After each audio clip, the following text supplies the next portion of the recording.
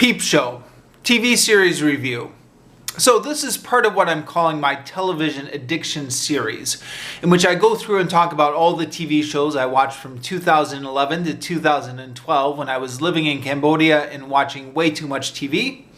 For more information on what this series is and why I'm doing it, check out the videos linked in the description down below. So, Peep Show. This is a British show, a show that's far more popular or well-known in Britain than I think it is in America, although it was actually an American friend that recommended it to me. I was living in Cambodia at the time, so I was hanging out with people from all around the world, Brits, Aussies, Kiwis, etc. But this was actually another American friend. And we were talking about TV, and he said, "Oh, it's a really funny show. You have to check it out."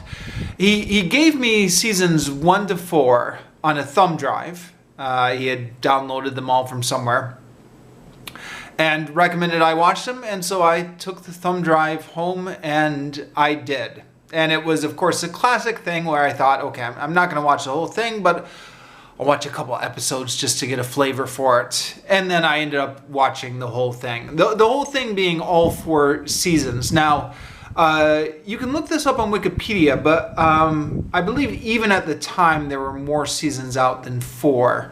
It's a British TV series, so like there are 9 series, and it's not every year a series gets released.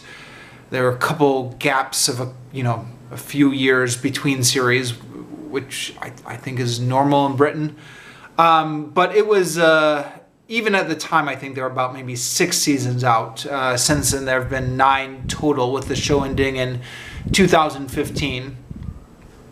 I watched the first 4 when I was living in Cambodia, and I've since caught up on the rest since then, mostly on YouTube. I know they're under copyright, but for whatever reason, they quite commonly get posted up on YouTube. Have a search of YouTube right now. You can probably find full-length episodes online.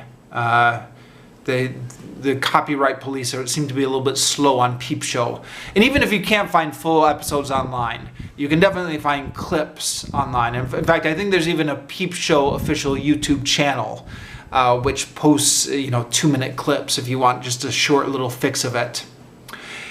It is, in my opinion, a very hilarious show in small doses.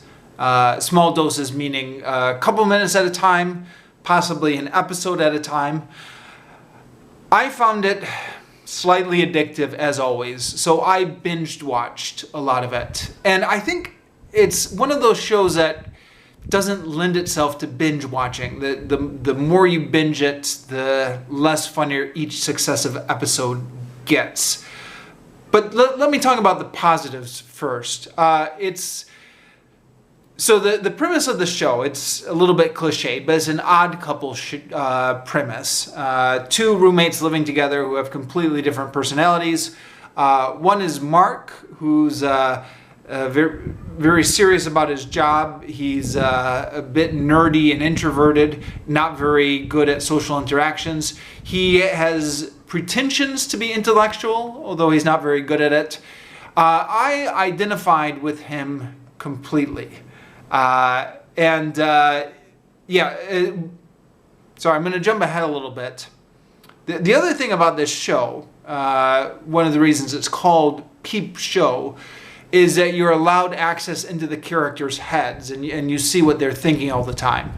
Which I know is not a completely new concept in television. I mean, television sitcom writers have long been able to show us what a character is thinking by just having the voiceover go on.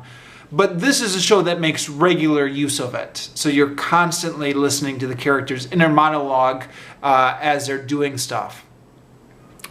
And Mark is very much like me. He's constantly getting himself into awkward social situations, like he's trying to talk to girls at bars and then he says something stupid, and then his inner monologue will be like, well, that was really stupid. Why don't you just shut up and quit embarrassing yourself? And I think to myself, boy, that's exactly the way I am talking to people at bars. And Jeremy is the other roommate, who's the complete opposite of Mark. He's a failed musician who really just kind of lays about the apartment and doesn't really have a job or contribute anything. Does a lot of drugs and has weird friends like this guy called Super Hans. And you also get to hear Jeremy's inner monologue as well. So I know that sounds like a bit of a cliched premise, and I guess The Odd Couple is a cliched premise, but it's funny. The show is funny. Their inner monologue is funny. The actors are really good. Come back to that later. It's it's British humor, and what I mean by that is, I mean, I'm no expert in British TV. I've watched only a handful of shows, but the handful of shows I have watched, stuff like The Office or Extras or things like that, makes it pretty obvious that the humor is different than the American humor. American sitcom is based on a bunch of jokes, kind of one-liners that are meant to make you laugh, where British sitcoms are based more on like awkward situations or cringe humor. And this is definitely a show that relies on the cringe humor. So you're watching it and the characters are getting themselves into more and more awkward situations. It gets more and more awkward. And the show has a habit of kind of, by the end of the half hour or 22 minutes or however long an episode is, by the end of that show, the characters are usually at like the worst, most awkward moment. And then the show just finishes. And quite often you're like, no, I have to see what happens next to them. But then that's just the end of the show. So it's just an increasingly awkward situation where you're kind of like, oh, it's almost painful to watch. You feel so embarrassed for the character. And then at like the worst moment for that character, the show just ends. And you're left to just kind of imagine how they work themselves out of that particular really cringy moment. So it's cringe humor all the way through, mixed in with like access to the character's inner monologue, and it's funny. I like I said at the beginning, I find this show best in small doses. So like when I'm on YouTube and I see like a short clip of this show, I just find that really funny. And in fact, quite often a short clip is not enough. You're like, okay, I've got, you know, once you go down that YouTube rabbit hole, right? Like once the YouTube algorithm will toss my way some short clip of Peep Show, then I find I have to watch a bunch more clips. It's addictive that way, but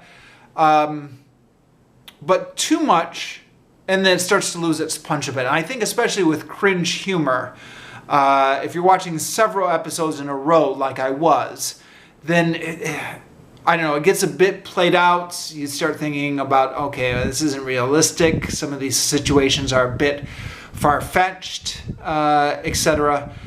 And it can get a little bit far-fetched sometimes, this show, and its quest to get these characters into more and more awkward situations. But in short bursts, it's great. Now, the actors behind this show, I think the guy who plays Jeremy is Robert Webb, and the guy who plays Mark is David Mitchell. And I'm given to understand that they've both become kind of celebrities in Britain. Like they're always on talk shows and TV, game shows and stuff like that in Britain. David Mitchell in particular has a YouTube channel called David Mitchell's Soapbox, in which he'll choose a subject that he wants to pontificate on, and will do so in a kind of insightful way and yet also kind of a humorous way. He's somewhat playing a character in which he's playing a character who gets annoyed by really silly things, but then he's able to expand on this for like 2 or 3 or 5 minutes talking about why it annoys him. And then also some more serious issues mixed in there with, like climate change and sustainability, but always from a rather humorous angle. And The channel is dead now, meaning he hasn't updated it in years. I think the last video was from 2014, but it appears that the bulk of the material was uploaded in like 2009 to 2011. But if you haven't watched it yet, it's new to you. I find it endlessly entertaining. I've already actually talked about it once when I was talking about Downton Abbey. I talked about his review of the second season, David Mitchell's review of the second season of Downton Abbey. But yeah, it's got a lot of really great stuff. My personal favorite video is when he talks about, I think the title of the video is "What the Hell is Going On?" When he talks about the difficulties of trying to sort through the religious question in this modern age. He said, you know, our ancestors never had to do this. And our ancestors, for the religious question, there was one accepted answer in the community, and you just went with whatever the community believed.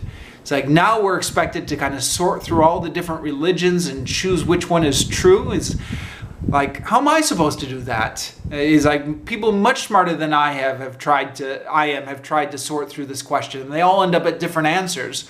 What chance do I have? And I, as an agnostic, I guess I'm showing maybe my agnostic biases here, but I thought, yeah, that's exactly what I've felt for all of my adult life, and I've never seen it articulated so well as in that video. So that video has become like my favorite video in terms of encapsulating the agnostic argument. So yeah, go ahead and check out the show Peep Show if you haven't already, and go ahead and check out David Mitchell's Soapbox YouTube channel. I'll leave a link in the description down below. It's good fun. It's good entertainment.